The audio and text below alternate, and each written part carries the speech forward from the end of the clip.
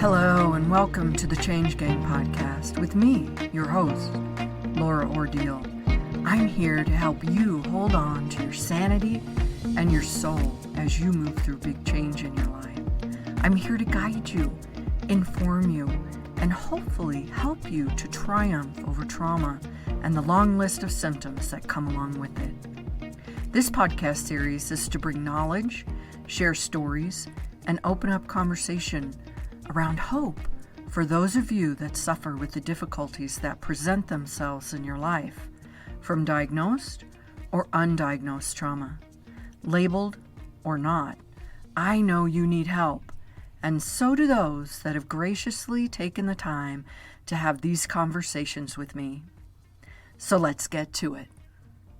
Welcome to the Week Change Gang. I'm super excited as we continue this series in trauma, and I get to talk with the person that really has shown me so much about it. Sarah Yuen. Did I say that right, Sarah? Yes, absolutely. Should have asked. Like Ewan McGregor. But Sarah's here today, and she is going to talk with us all about PTSD, CPTSD, trauma in general, all of those fun things that we get to talk about in this. But I say fun things in the way that it's not so fun if you're experiencing the difficulty that comes along with that. And oftentimes people who have something going on don't realize that there's more to it, because they're just simply experiencing a symptom, one thing or another thing, and then maybe a couple more, but they don't realize it's all connected.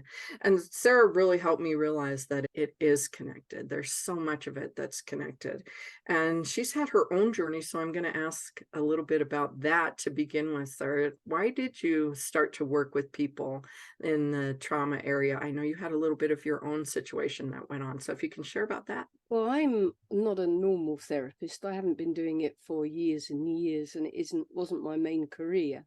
I am a television reporter at heart. I was a TV reporter from 17. And over the years, I started to not so much specialize, but was lucky enough to cover events worldwide. And that included a lot of disasters and conflicts and traumatic situations. And when you're a journalist, you're a little bit removed from it, obviously. You're obviously behind a camera, which makes you once removed.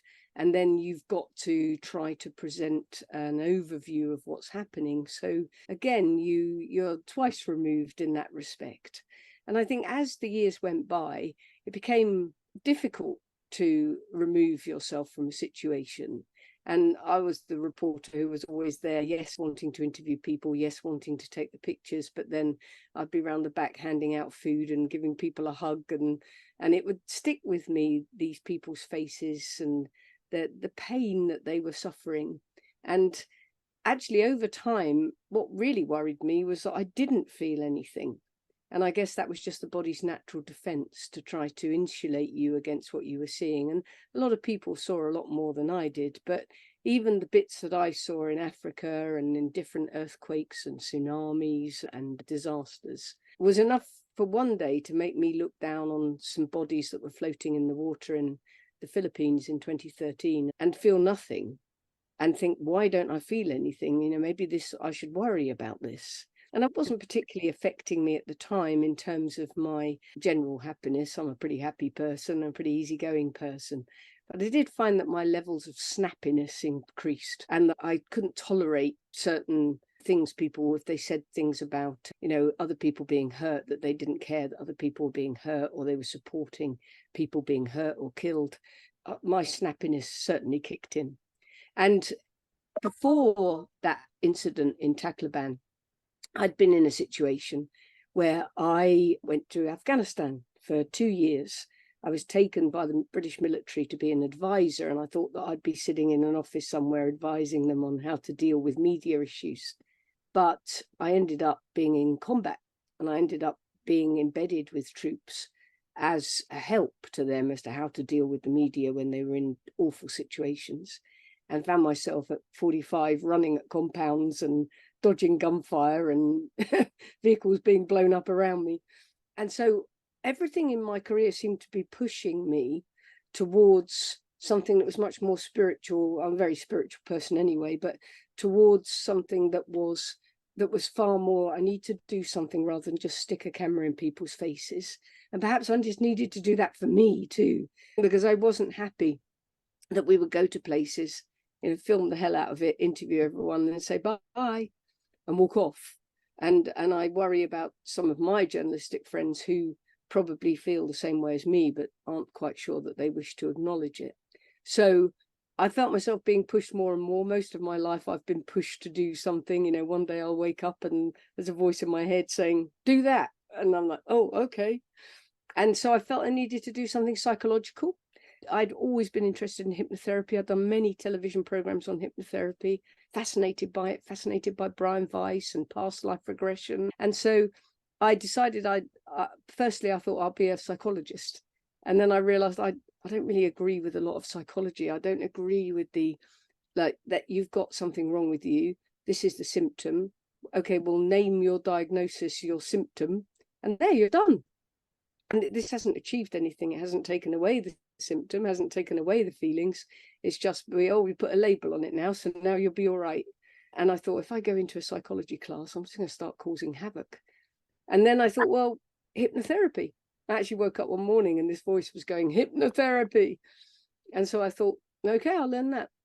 So over the course of, I went to Canada to learn it. I was living in Thailand, so I used to commute to Canada for the residencies, and then I was learning online. And over the course of that study for a year in Canada with Arch, I came across an awful lot of works about how much hypnotherapy was being used for treating PTSD. And a lot of my friends who'd been with me in Afghanistan in 2010, 2011, were beginning to suffer a little bit, were beginning to have a few issues over things that were done there and things they'd experienced there, and were coming to me saying, do you feel the same way? And I was thinking, well, no, not really, but I am a bit angry. And at the time, I didn't put two and two together that anger and irritability is actually a symptom of overload and traumatic overload. And I just thought, I'm just getting older, snappy, miserable.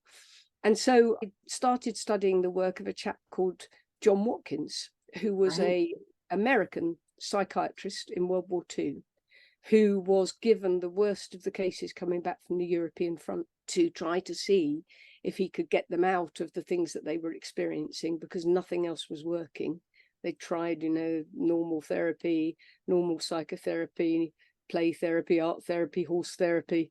They tried everything. And then in the end, they were on sodium pentothal drug, where they were trying to inject them to get them to talk, because they wouldn't talk otherwise. And the more I read about what he had done in World War II, the more I realized I could help these people who I'd been with in Afghanistan. And in a way, I was like specializing before I was trained, because I peppered my poor instructor with things about PTSD, which he actually wasn't an expert in himself. But I was like soaking up all this information. And so, and over the course of that, of course, studying that, I realized that, I need work on me. I've kind of barreled through life like a battering ram. And I realized that I needed to stop for a bit and think, this irritability is not okay. You've got to get rid of that. Right. And family issues are not okay. You've got to deal with the things in your past. Right. And so you went in and you did that for yourself. No, I did that later, actually, way after I'd started practicing, because as I was practicing and I was dealing with people and they were saying, oh, I feel like this, or I feel like this, I was like, yeah, me too. But I'm not saying that, but I'm thinking, oh my Lord, I feel exactly the same way you do.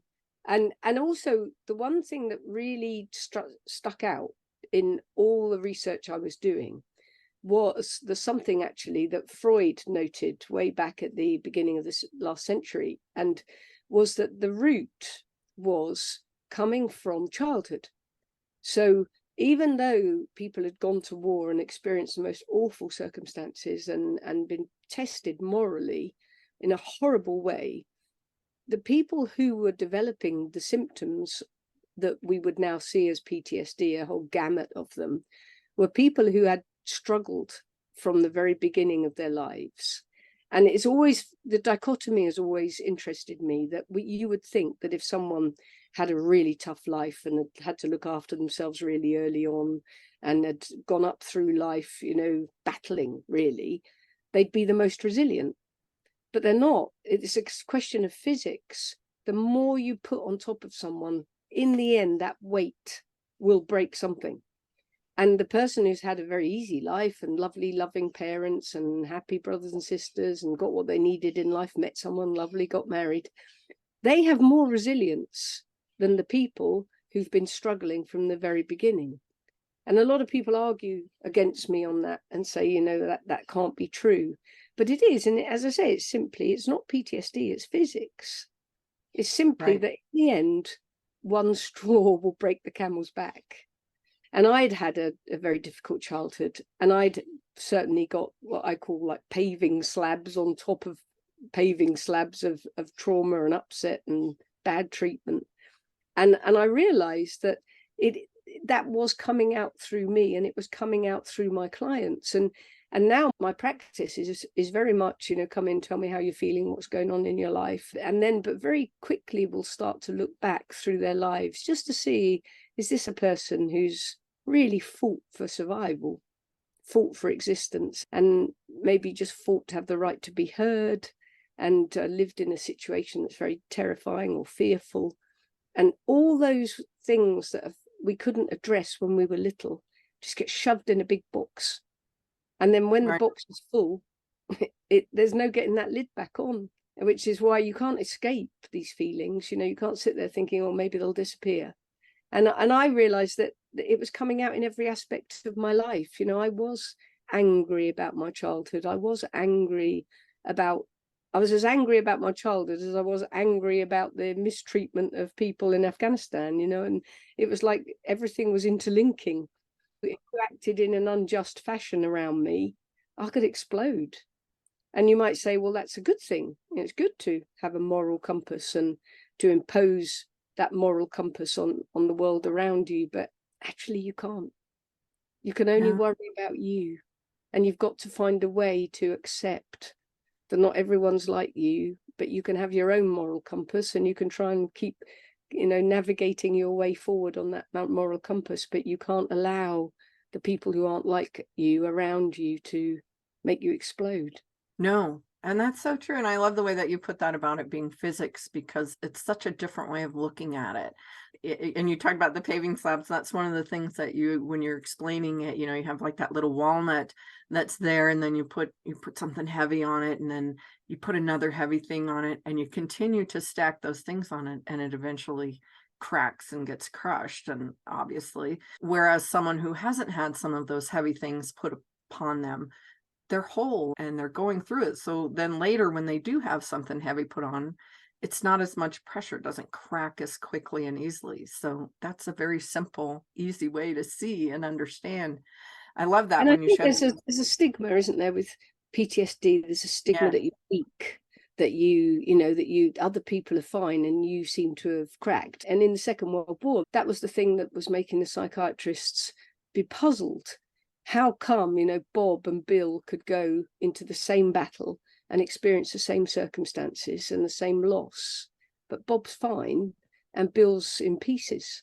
And all the way through the Second World War, they could not understand that until John Watkins in about 1943, 1944, started to see that every single person who was really struggling had a background, a childhood that was incredibly difficult. And, we're talking about the last 100 years. Everything is so new. We think that people in the past had the same knowledge as us, the same understanding as us. And we kind of think, what's wrong with you? Why don't you understand PTSD? Why don't you realize that these people will eventually crack? But this field that we work in is so new, and we're finding new things all the time. I'm sure you find that with your clients. It's like, whoa, okay, that's a whole new toolbox I didn't have. And every person you treat gives you more information to try and pin the pieces together. And even though Freud understood, and the psychologists of his time understood, that it was probably coming from childhood, they didn't correlate the fact that when someone went to war, it was related to childhood. They didn't correlate that. And a lot of people are very resistant to that idea. I remember one of my patients saying, oh, for God's sake, we're not going to talk about childhood again, are we? I went to a therapist and he wanted to know about my childhood. What the hell are you talking about my childhood for? So he just wanted to know a rough picture of how easy life had been for you. Oh, that was awful. I've got holes all over my house where I punch the walls in because I'm so angry about my dad, or I'm so angry about my mum. And I was like, and you don't think that's relevant? It's like, no, of course it's not relevant. And I think so, as much as our clients educate us, it's incumbent upon us to help them understand where those initial feelings may be coming from, that there is a part of them that is inside them that hasn't reconciled what happened and hasn't moved forward when they moved forward. And that part is sitting there and saying, well, are you coming back down here to sort this out? Because yes, you may have married this lovely lady and you may have these lovely 2 kids and you've got a great job now, but what about what happened? When are we going to talk about it? When are we going to address it? And of course, we're all so desperate to not go back there and address it because, yeah, it was awful, but let's just leave that, put it in the box, especially guys, shove it in that box, shove the lid on, la, la, la, la, la. And so the voice inside has to get louder. And the interesting thing that I hadn't realized really until I really went into this practice that I've been doing for 6-7 years now is louder means physical. So you may have anxiety, you may have feelings that make you feel uncomfortable and you squash that. And then those feelings may get more and more difficult. So you don't want to drive the car, you don't want to go out, you want to stay in the house. And you squash that and think, well, I quite like staying in the house and I hated driving the car. You make up reasons as to why that's okay in your life. And then the part inside of you gets so frustrated that you're not listening, that it'll start causing physical problems in your body. So, as you know, Laura, some of our clients can come to us and mentally they say they're fine, but they've got a crippling back pain that they've had for 20 years and that no doctor can explain. And they just say, oh, it's just my back, I must have carried heavy weights, or I hurt it when I was 3, and this sort of thing. And then that putting 2 and 2 together, that basically this part inside of you is using whatever method it can to stop you. Like if you do something, a case of one of our colleagues, who I think you may remember, a chap who had a very difficult childhood and then was now a BMX biker. And this is an extreme example and the kind of examples that happened in war. But this young man went out on his bike. The part had decided that life had been so dangerous to that point. And now he was deliberately doing dangerous things, which is risk-taking as a part of PTSD, just to feel something. And then he was, when he would go towards a ramp on his bike, he'd go blind. And hysterical blindness is something that was seen a lot during World War I and World War II. It's like the body's like, we don't want to see this, so we're gonna just turn you blind. That's the safest way to protect you from these awful things that are happening. Or they came back mute, or they came back deaf, but there was no allopathic reason for it. And people say, well, I can't have PTSD because I wasn't in the military, or I wasn't a policeman, or I wasn't a fireman. You have to understand that living in a very scary situation, living in a frightening, abusive situation, is like going to war every day of your life. Every day of your life, you're scared. Every day of your life, you're waiting for an attack, or you're waiting for an onslaught. Even if you're being psychologically abused by somebody that you're living with, it's exactly the same in terms of the effect on the body as putting you in a war zone for 6 months, but you've been in that for 20 years. And so the body will start to do anything it can to try to insulate you. And that might be dissociation. It might be a need to escape other people and hide. It might be a go deaf. I had a chap go deaf who was living with a wife who was very abusive. He just simply couldn't hear her now. So it's fascinating what the body's capable of. And we are hostage to that situation. And I say to my clients when they come in, let's forget mental illness. I hate the term mental illness. It's just maybe because I'm not really a therapist, but I hate it because it's not an illness. It's life and dealing with life. And secondly, it's physics, i.e. how much weight can we put on you till you crack? And then on top of that, it's just, your body has got you hostage, and we need to enter a hostage negotiation where we find out what's upsetting your body, and then we can start working on compromise solutions that your body's willing to accept to allow you to go forward. So, and that part inside of you, that's real. You know, it's not a voice in your head that is, you know, makes you feel like you're going insane. It's a real part of you, and we need to deal with that. So I call my practice hostage negotiation meets couples counseling, because we have to find a compromise. Very true. Oh my gosh, so true.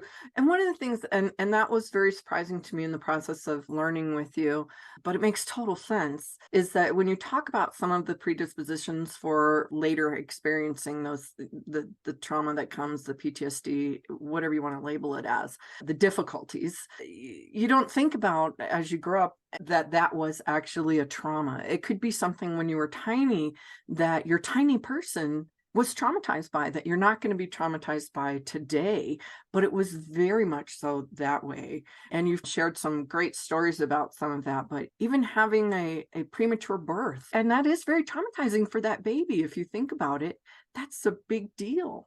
And that can create one of those predispositions. You shared I love the story. It astounded me, and I share it with other people often, about the gentleman who had the stutter. And because, you know, when he was tiny, a little person, I don't even remember, he was 2 or 3 or barely. Just over 1, just walking. Basically, a chap had a stutter, came in, we sat down to talk about it. Obviously, a stutter is indicative of anxiety, and which just makes sense to just looking at it. Even if you didn't know anything about psychology, somebody at some point has made that person nervous so that they're unable to get their words out. And so he accepted that he was quite an anxious person. And we went back through all these different things that might have caused a stutter. And we took him into hypnosis. We asked his body to show him what might be the reason for stuttering, and it would show him all these different things. But when he came out of hypnosis, he was still stuttering. And this is important. If the symptom is still there when you come out of hypnosis, it doesn't mean it hasn't worked. What it means is that you have not yet found the root cause. So you can imagine it like a string of fairy lights where something happened, as Laura's saying, way, way, way back.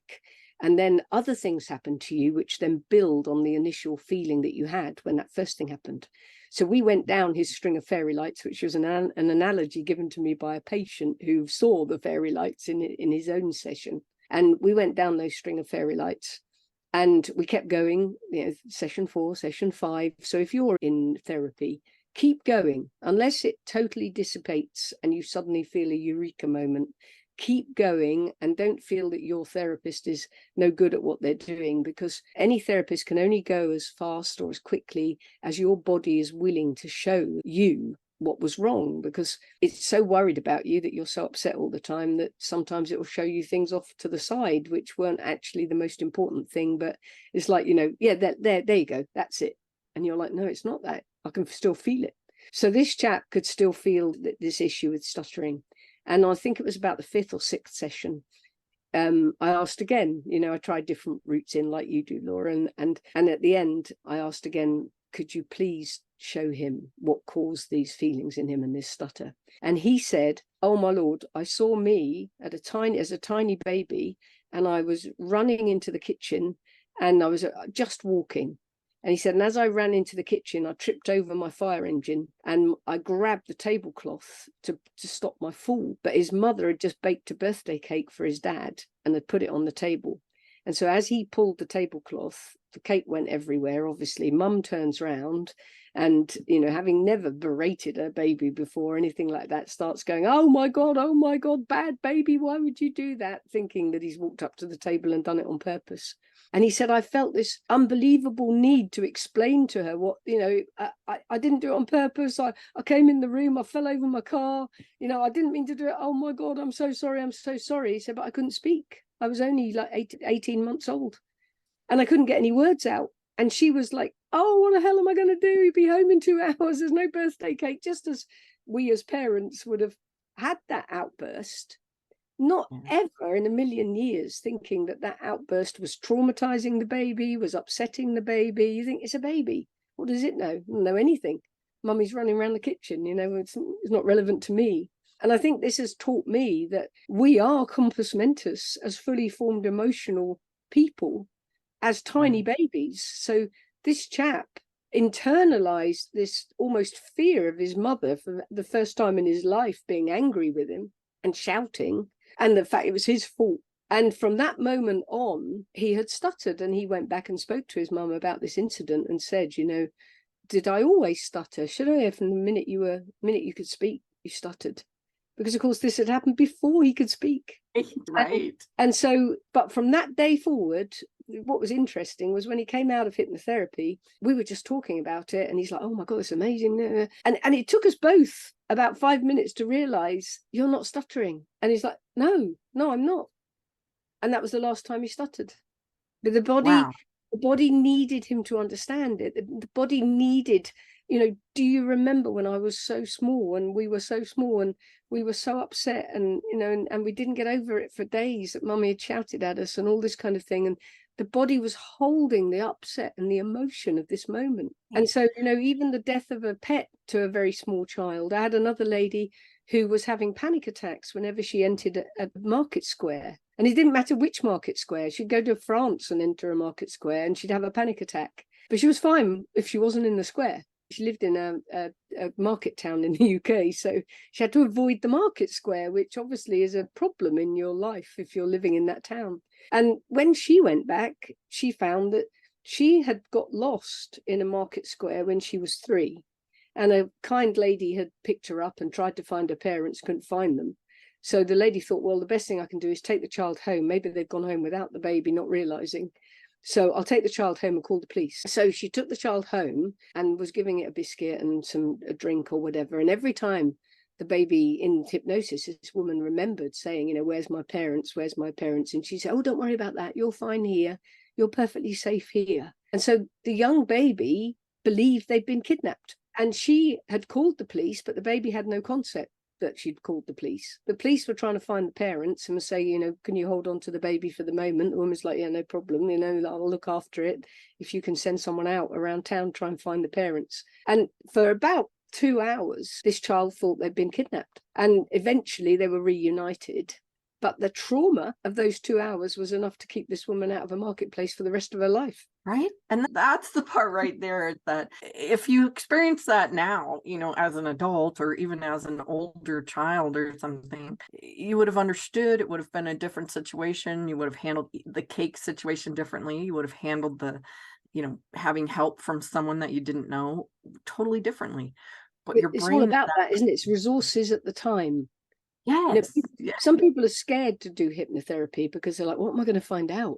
I'm going to find out some awful thing happened to me that I don't know about. And because as a therapist, you're saying there may be repressed memories, and the repressed memories may be the reason that you're feeling this way. And so I'd never realized before that scares patients to hell, because they're like, oh, well, what repressed memory do I have? I don't want to. And I stopped saying it like that and started saying, it's all a learning curve. I started saying, it may be something that would traumatize a 2-year-old or traumatize a 3-year-old. May even just be, the fact your parents split up and you think you don't remember any of it, but you remember every single second of every row. And so I think why hypnotherapy is so successful, because when you go back in your own mind, like you're in a dream state, and you go back to the first time you were ever upset, the first time you were ever discombobulated and didn't know what to do because you had no resources, you can't even run away, you can't walk. So that allows you to see it through the eyes of you at that age. And then as a 35-year-old adult or a 45-year-old adult, you're like, oh, well, that wasn't actually that upsetting. Sometimes, of course, it is in the case of abuse and child abuse. But, in some circumstances, these are things that have plagued our entire life. We have no idea why. No one else has, in any of the medical services, has ever been able to give you a reason as to why you feel that way, and everyone in your family doesn't. And that's also important, I think, that I've realized over the course of my time, the way you reacted to the first fear, the first upset, is the way you will always react. And it creates the symptoms that you will experience. And this kind of came to me in a bit of a flash one day when I realized that The fight, flight, and freeze that we all understand because we've all heard that and we know what that means. And we've all experienced a bit of it. If you had 3 brothers and they all had a very abusive father, one of those brothers, when he was first exposed to the dad's anger or dad's wrath, may have reacted in a way that he's angry, he's going to fight him off. He may have thought, if I stand up to my dad, he might stop bashing me. And so his way of reacting to that father was to basically say, come on then, you've got no right to hit me, I'll take you on. And even if it ended up with more bashing, or whether it ended up with the father walking away, he set in motion a fight reaction to whatever trauma he might meet. And his symptoms will be anger, irritation, pain from tension, upset. If his next brother down, the middle brother's reaction is fear, and every time dad comes home drunk and comes down the hallway, he shakes, he's anxious, and he's not sure if he's going to hit his older brother because his older brother's standing up to him and seems to be fronting him. If that's the case, that child from then on will always be anxious and fearful in any difficult situation. Wow. And so the 2 brothers will have a completely different personality as a result of the same abuse. So then they get a younger brother. And let's say the younger brother not only has to deal with the fact that his father's abusive to him, but he's got to watch him potentially aggress his other 2 brothers, which is almost more scary to watch somebody you love being aggressed than you being aggressed. Yeah. And he may have a defense mechanism of, I'm just going to pull myself out of this. I'm not here. I'm not listening. There's a lot of screaming and shouting and pummeling going on in the other room. So, la, la, la, I'm just not here, and they'll just dissociate. And dissociation is probably, that's a freeze mechanism. And so dissociation is probably one of the most, I think, grievous symptoms, because it doesn't allow you to deal with anything. You literally have not dealt with anything from the very beginning of your existence. Next time you come, just lift yourself out of it. And it's not you doing it, it's your body deciding that you can't cope with this. We're going to pull you out of this, and you can watch it as an observer. And so you can, when your client first comes to you and explains their symptoms, whether it be anger or fear or going into difficult situations and freezing. I've had policemen who couldn't get out of the patrol car after a 30-year career in the police, and suddenly they can't get out of the patrol car and they don't understand why. And it's what happened to you when you were 6 months old, 3 months old. I don't know how it works. It's just magic. And then they're like, okay, she's off her trolley. And so, but it is, I mean, it's grueling. It's grueling for the patient to have to live with these symptoms. And then it's grueling for the hypnotherapist to sit and listen to all these awful things that's happened to someone. I find myself, right, where does this guy live? I'm going to take him out because I'm so furious on their behalf. But then the reward is at the end when you see the joy of being released from this symptom that they've carried for so long. And I myself, as you said, and you started this podcast with it, that I had my own issues, and that's true. I had God knows how many issues packed inside my box. And I went to hypnotherapy, and the first 3 sessions were very nice, felt very nice. I didn't feel any different. I'm still, annoyed with him and upset about that, and getting better, starting to understand that maybe I was bringing some of this on myself, but getting better. And then I had a session where I just fell asleep. I don't remember a single thing. And when I woke up, everything was gone. And we've had our clients say it, haven't we? Like, oh my Lord, I've had such a change, but I can't explain it to you. And this is what I had. I had, driving home in the car from that session, there was like a series of revelations in my head that just went bang, bang, bang, bang, bang. And I was like, whoa, I'm now in a completely different paradigm as far as my life is concerned. And then I didn't react at all to the things I'd been reacting to before. And it's been 18 months now, because I got to sessions almost as late as my clients. And it's been 18 months now, and every day I wait for those feelings to come back. And sometimes they might start to come back, like I start to get irritated with somebody. And it starts and then just deflates. I'm like, oh, that's different. Okay, whereas before, that might have annoyed me for days. And I don't like being annoyed. I don't think it's a good character trait. So whenever I got annoyed, I'd squash it. And that can be some of the worst things, that we're kind of self-regulating our own emotions. And the only way to self-regulate them is to squash them in a box. When they need to come to the surface, but we think it can't come to the surface because I'm going to go nuts, and then I'm going to ruin this relationship entirely. So it's so multifaceted, isn't it? But I would say to clients, I always say to my clients, it should take about 6 sessions. I expect it to take about 6 sessions. It may take less, a lot less, might be 2. It might be more, but you'll know when. And I love that. And you said a couple of important things in that too. And I love that you explained it in terms of how it happened to you too, because, you talk about going back and seeing things, learning things, knowing things, but sometimes you're not aware. You go and it works out itself in your mind somehow, and you don't see the things, you don't know what happened. Maybe you just fall asleep, and somehow it goes in and it takes care of that. So it's not always about having an awareness of totally what happened, or having an awareness of, oh, I understand exactly why this is the way it is now. It's just that it got fixed. And nobody doesn't want you to see it again. I mean, let's be honest. Something's happened. Your body's repressed the memory, and then that repressed memory is now inside of you. And then some woman turns up claiming to be a hypnotherapist, saying we're going to go down into this little box and find this thing that really upset you in the first place. And the body itself is like, no, I repressed it for a reason. She can't handle the truth, as they would say in A Few Good Men. I can't, I'm not going back there. And it will throw you all sorts, like the man with the stutter. It'll throw you all sorts of different experiences that you've been through to try and get you to go away. And then it might think, well, this woman's not giving up. The client is coming every week, and this bloody hypnotherapist won't stop asking, what's the problem? What's the problem? What's the problem? And so what I've found is the body will just put you to sleep, but the subconscious is always awake. If you're lying in bed and someone stands over you with an axe, you're going to wake up. So the subconscious is always awake. So the subconscious will then deal with the issue. It will subconsciously, I believe, I've no idea what I'm talking about, but I believe the subconscious then allows the body, allows resolution, allows the self to go down and sort it out. It's all done and dusted, and then you wake up like you've, entered Pollyanna land. And I find that especially if there's child abuse, I haven't had a single client who was sexually abused as a child go back to the moment of being sexually abused and seeing it through their own eyes at that time. I've had one client go back and see it from an observer's point of view, which was equally distressing. But we were on about session 15, and I think the body had just thought, right, she's never going to go away unless I give her something. But everybody else has been shown snapshots of something related but irrelevant. And then they'll go to sleep and wake up and it's gone.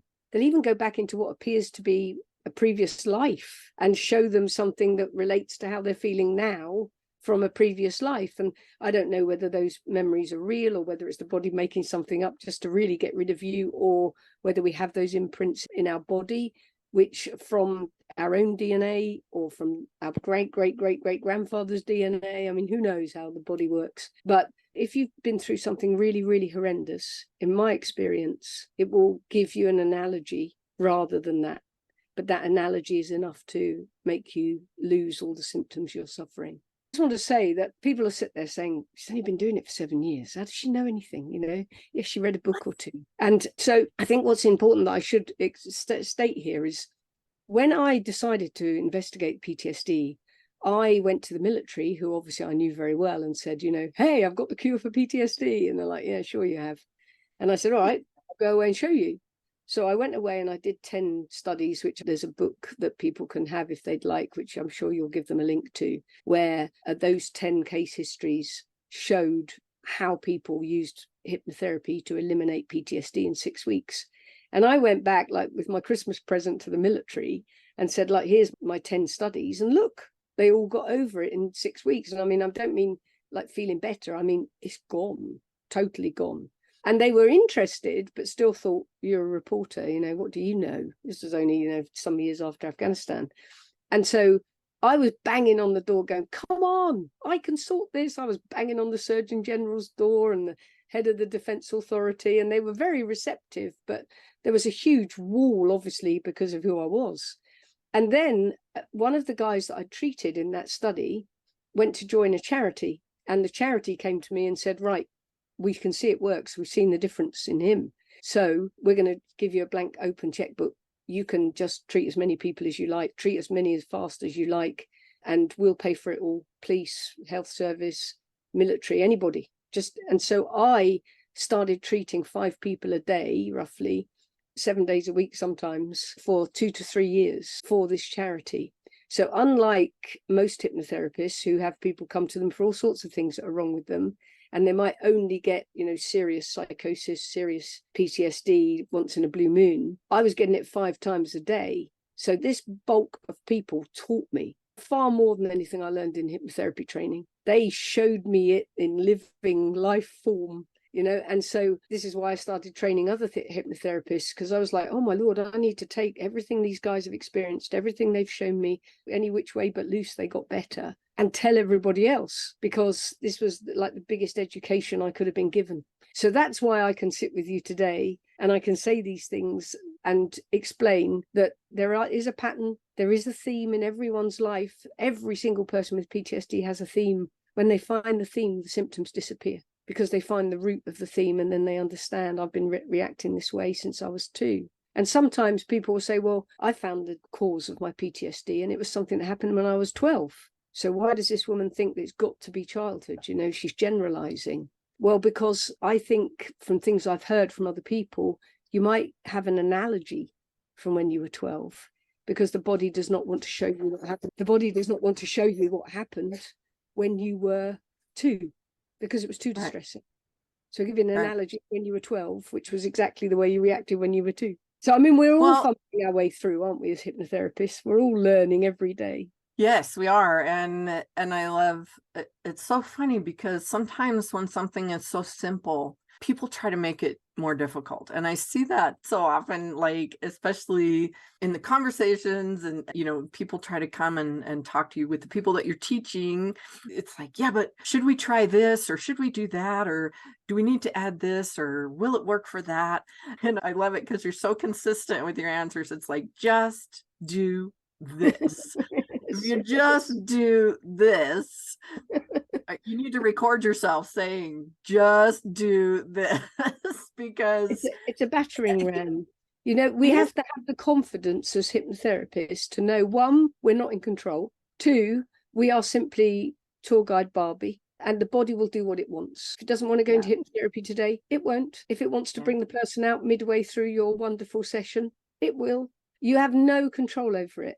All you can be is consistent. And that's, I think, a problem. And part of the reason for wanting to share the protocol I use, which is very simply every aspect of clinical hypnotherapy mashed together, but I had to make it look like a protocol for the military.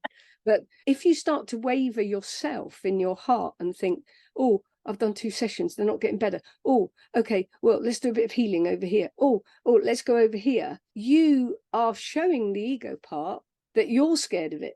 And you're showing that part inside that person that, it's not working, it's not working. These parts can be quite Machiavellian. They've been pulling the strings inside this person for a long time, and protection can become terrorization. It wants to protect you from that, but to protect you from that is going to give you severe anxiety. And if you try to push away that severe anxiety, it will give you severe anger. And so you are dealing with a terrorist inside yourself. And I shouldn't say that for anybody who might be listening to this, and that their own terrorist inside will go, oh, no. It is somebody inside of you has control of all your bodily functions. And therefore, you as a hypnotherapist have to basically sit and look that person in the eye and say, we're not going anywhere. We're going to keep trying to come down there to find out what's wrong. I've got like 7 or 8 different ways of trying to get in that you might prefer. And I'm talking to the ego part, not the person. Poor person's just going along with it. As you know, the protocol is, the first is identify what you don't want anymore. And so that you can allow that ego part to say, well, I don't like her going to work. She doesn't like meeting people. People are dangerous. And she's got a job which is, a service job. And that's dangerous. So you're like, okay, so we've kind of begun to understand that there's a feeling of danger here. So then we say, okay, would the ego part like to come forward and tell us everything? 95% of the time, the ego part will sit there with its arms crossed, I imagine, going, no. And you have to accept, as the client and as the hypnotherapist, that's going to happen. You're going to have recalcitrant, upset, really angry parts of these people. And then so the third time you go in and you're like, well, you must be really angry about something or with someone. Do you want to tell me who it is? And that might lure that part to come out to the client and say, Right. yes, because no one's ever asked that question, because that's always been, you're so angry with your father, but he's your father. So you've squashed it down because everyone's told you should love your father. Right. And then we tried different ways in each time. And some people say, oh, it didn't work. She said she's not angry with anyone. I don't know a single person who's not angry with anyone. But so it's like, should I do it again? It's like, no, it didn't like that method. Don't do that again. Let's try a different way. And so then the next way might be, well, would you like to take me back to the first time you ever felt scared? And again, the ego part. And by then, I imagine, in this crazy world we live in, I imagine the ego part's like, oh, for God's sake, she's here again. And now she just wants something. Just give her something. And you'll get some picture of the inside of a garage that means nothing to you. But when you look back in 6 sessions, you'll suddenly be incredibly relevant as to why that garage meant something. It might have been your sanctuary from the family or whatever. And so it's consistency. Keep going. If you're working with a hypnotherapist, I say to my clients, do not leave me until you've got, a eureka moment, and just hang in there. And if it doesn't work, just hang in there, because I have to show consistency to the client, but the client has to show consistency to the client, has to show it's not going to give up. And sometimes, as you know, sometimes you have to go around again, and then suddenly the second time around it plays ball, because when you finish 6 sessions and it's sat there like that, imagine a toddler, like, no, we're not playing. No, I'm not going to tell anything. And then it's like, right, okay, 6 sessions are over. And it's like, whoa, hang on a minute. I had someone focused on me for an hour every week. Where have they gone? It's like, well, you wouldn't play ball, so they've left. No. I'm ready to talk now. So then you have to go around again. Yeah. And have you had that happen where somebody kind of stops and then they're like, no, we have to finish, and they come back and they work, and then it finally shows up after maybe the second round or something, which is not normal. I mean, for the most part, that's why you set it up the way you set it up after all the work that you did. Most of the people were getting at that 6-ish session to where that was the breakthrough point, somewhere within that time frame. About 4, generally. 4 sessions was a breakthrough. I think I'd worn them down by 4. But yet everybody's different. Everybody's got things that are perhaps more upsetting than other things. We've all got that ego inside of us that is, deciding what's acceptable, what's not acceptable. And I never tell people, it's definitely going to happen in this time.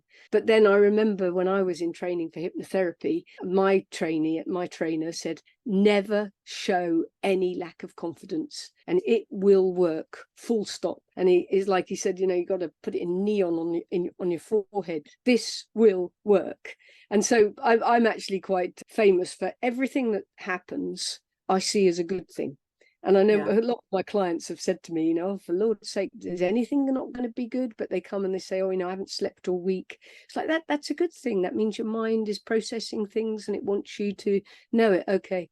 Oh, I'm so tired, I can't get out of bed. That's a good thing. The body wants you to stay in bed. It wants you to relax, wants you to regenerate, Oh, I've been so angry all week. Yeah, that's good. It's coming out. All this anger is coming out. And I've cried all week. I couldn't stop crying. I cried from Monday to Friday. It's like, yeah, that's good. It's all coming out. And I actually had one client finally after 6 weeks of this, like, is anything ever bad?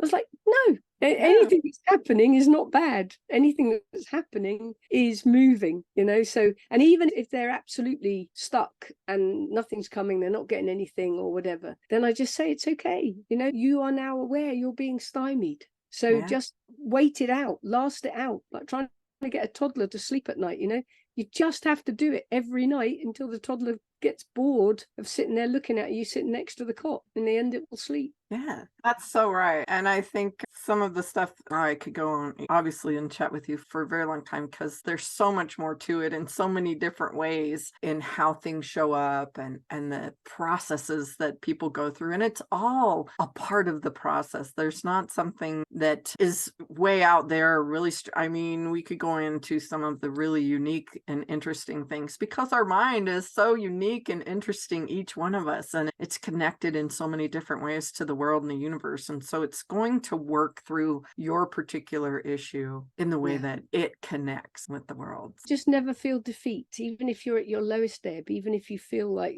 seriously, I remember myself getting to such a low ebb that I was Googling, the easiest, less painful way to commit suicide. And they don't put that stuff on Google. They're trying to tell you there's no way to do it. I remember Yeah. sitting for days trying to get me out of this planet. I have had enough. And it's like, never give up. When I was a TV reporter, I had a motto, which is like, I'm going through you, round you, over you, or I'll die. And it didn't matter. There was no stop. It was one way or another. I was keeping going unless someone killed me. And that would be like in the middle of Sudan, and there's warlords and fighters on gangaweed in the middle of the road. And I was like, no, I'm coming through. There's no way you're going to stop me. And I remember facing down someone in Romania during the revolution, and he had a AK-47 in my stomach. And I just looked him in the eye and said, I'm coming through. You can kill me if you want. And that guy immediately backed down, because, when someone's not afraid, you have no power over them. And he realized that there's no point trying to, frighten her. Got a gun in her stomach. She's just coming through. And that's what the kind of person I was back then. And I've taken that into hypnotherapy. It's like, I'm not backing down. And if you decide you don't want to continue with hypnotherapy because it's been grueling for 4 weeks and you don't want to, I'm quite happy to see you walk away, because I know you'll be back. I know it will get back to a point where you just can't take it anymore and you'll come back. And therefore, I don't worry about that. I don't worry about death then. I don't worry about failure now. When that person's ready, they'll come to you. If they come to you and then walk away, people say, oh, what did I do wrong? Did I, say something that would have made them not want hypnotherapy? It's like, no, just the part inside didn't want it right now. So true. Battles, isn't it? Yeah. And they get to that. And sadly, I wish it wasn't the last ditch effort that they, come and try hypnotherapy because they've tried everything else and it doesn't work. But oftentimes that is where they're at. They're like, okay, I've tried everything. Let's just go ahead, give it a shot. It's been so discredited, hypnotherapy. But if you go back to the Egyptian time, the Greek time, sleep therapy was the way they cured everything. They used to put someone in a sleep chamber for a week and leave them there. And then they'd come out and they'd be fine. And Wow. Therapy has been discredited for a reason. I believe that there is a big pharma mafia, and I believe that profit is above any sense of well-being of the planet, and especially in the last few years. And I believe that hypnotherapy is so powerful. I mean, we've seen it. We've seen what it can achieve. It can cure scoliosis. It can straighten someone's spine. I've had that happen. And it can cure tumors, and it can eradicate illness in the bodies that's there one day and then a month later it's not. And this is a serious threat to anyone trying to make a profit out of illness. And so I feel that there's a concerted campaign to say that, hypnotherapy, bohemian, hippie rubbish. Right. And people then think, well, how can it work? There's no drug. It's not giving me anything. So some woman's going to talk at me for an hour. How can that work? And I agree. How can it work? Who knows? But it's so powerful. And my main mission is to get people off antidepressant drugs, because they're no good for the body. They're not doing what the body needs. They're turning off natural processes in the body. And I've watched all my clients, without me telling them to come off those drugs or anything, I've just watched them get to session 3 or 4 and say, I don't need these. And they throw them away. And sometimes, I might counsel, come down very slowly, like a doctor would, come down a quarter at a time, half at a time, or whatever. But it's like you've gone in with hypnotherapy, you've found all those natural resources of that person, and that they are surging. And as they surge, all the serotonin, all the endorphins, all the dopamine is surging. And everything that those antidepressants was trying to do is just being overtaken. And just the total understanding of themselves, understanding of people, and sometimes just somebody listening who gets it. Just to be heard sometimes. Absolutely true. Well, Sarah, thank you so much for this conversation. I hope you'll come back and join me, because I know there's so much more to talk about around this and to share. And that's kind of the goal of these particular podcasts is to inform and encourage and help the people who are in the situations where they really do think, I'm nuts, or there's no help for me, or I would rather just not be in this world. And I know that the help is there. That's why I'm doing this. And that's one of the things that I love about what you're doing, because it's showing people time and time again, there is a way. There is a way to help. I mean, the effort that you're putting in, the success you're having with your patients, it's just wonderful to watch. I love watching everybody, because we have a lovely big community, don't we, where we all share the, oh my Lord moments. Do you know what happened today? And just sharing the successes. So, and being able, I've never been on a podcast like this where you've sat and had time to talk at length. I'm used to like 2.5 minutes from my career. So it's a lovely model, and I really love the podcast. So it's brilliant. I'm loving it too, and I'm excited for it to get out and connect with the people that it needs to connect with, because I know, like you do, that's why you gathered the people together to try and train them and get them to do this and help more people. And it was just like, it was the perfect thing for me, because when I got into hypnotherapy, this was my goal, to be able to do it. And I didn't quite have the right skills or ingredients, in my little cake to make it the way that I wanted it to. And your training absolutely did that for me. And so thank you for that. And I know that you are starting to share more and more things. And hopefully, like I said, you'll come back and talk about some of that when you have that in place a little bit more. But they can go to the Beat Retreat to find you, and then you also list some people that you've trained and in this particular list. But yes, that's a growing list, and I think it's really, really important, because so many people come to us, don't they, and at the end, and they say, nobody understood me, nobody understood what was going on. And you see when they come in and they say, oh, I feel like this, I feel like this, I feel like this, and you think, yeah, absolutely, I fully understand why. And they're like, you do? Right. Like, yeah, I know what's going on. It's a template. It's like Lego. The body does have that Lego template inside it, and it reacts a certain way physiologically. And I say, yeah, I know exactly how you're feeling. And you just see that release in their shoulders. Like, oh my God, I haven't got to explain it. They don't think I'm mad. They're not going to put me on some ridiculous diagnosis or ridiculous medicine. And it's relief for them. And it's finding those people. I just want everybody who's feeling out of sorts, broken, to be able to walk into someone and say, this is how I feel. And they go, yep. Yeah, I totally get it. I know what to do. I know. I love that. That's my favorite thing right there too. That is my favorite thing, because I do see every day so many people, and I want to go and say, I can help you. I can help you.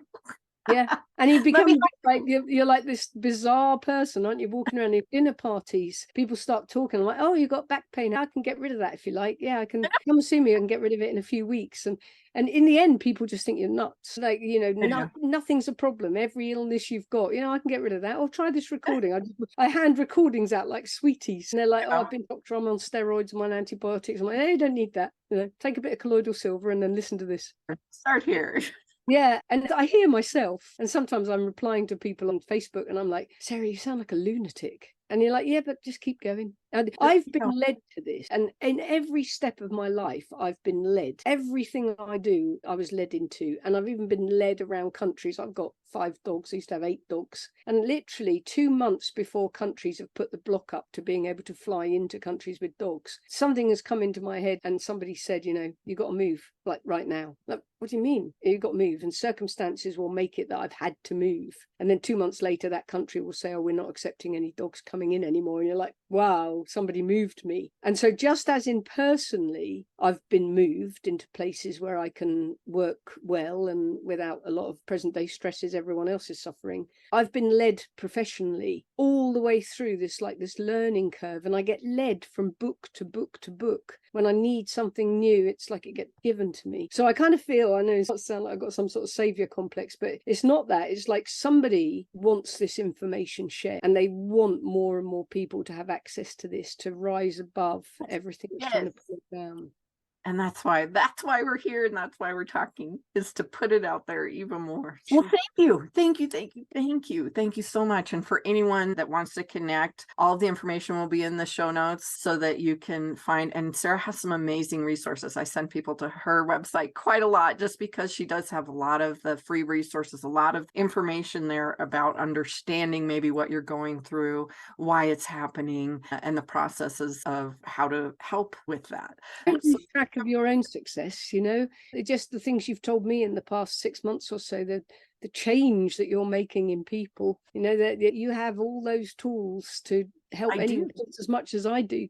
So we are a little group of people that are capable of this, and that group's getting bigger and bigger. So they're more than welcome to go and read my book, but that's just what you do. We're the same person, the same therapist. It is. And they can go to my website and find some things on my website for that too. And that'll be in the show notes as well. And I have a particular setup specifically for trauma, PTSD, and it's there. So if you go to my website, definitely click on that particular part of it and go there. And I do reference your book in audio and in the PDF form because I think it's got some really valuable information just to see the stories and the cases that go through. But so I'm going to end this up today and we'll chat some more another time. Thank you so much, Sarah, for being here with me. I truly appreciate it. You're welcome. Very welcome. All right. There we go, Change Gang. Off into the week. I hope that you'll meet me right here, same time next week. Have a great one. I hope today's episode was interesting and helpful to you in some way. If so, find someone to share it with. Maybe it will help them too. If you'd like to know more about anything discussed here today, you can find all the places to connect with me and the guest speakers in the show notes. Or go to lauraordile.com, LauraOrdile.com, and you can reach out to me there. Until next time, ask when you need help, be kind to yourself, and have a happy day.